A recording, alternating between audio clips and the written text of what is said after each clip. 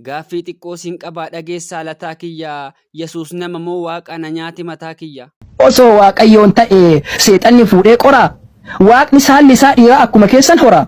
Kanarraa ni deebinaa kun ni geessa shirkii. Suuraallee kahee ture Yesuus kun qabaa silkii. Naan galle dubbiin keessan gadi buusee ol baasee waaqayyoon suuraa argee eenyutu suuraa kaase. Isaam kan naaf hin galle jara rakkise malee waaqa ittiin bulamu eentu fannise qalee. Waaqni kayyoo diinatiin takaalamee kufama. Kan boru firdiif eegan namaan itti tufama. Mormii tokkollee hin qabu kuni mul'ataa sirrii. Uuma samaa ifdachii lakki hin dandeessu shirrii. Waaqni waaqummaan isaa Yahuudotaan nyaatama. Kan nama baatu isaa waaqni kirriin baatama. Waaqni diinaan gubamnaan akkam ture gumni isaa. Lataa koo ati argitee nagaa ture qubni isaa. Abbaaf ilmi wal keessaa gooftummaa walii hirti. Eega cubbuu laayixanii haati hoo'eessa jirti. Yesuusuu guyyaa meeqaa waaqa isaa laalee gaddee. Anoon beekuu lataa koo haadha karaa siin badde.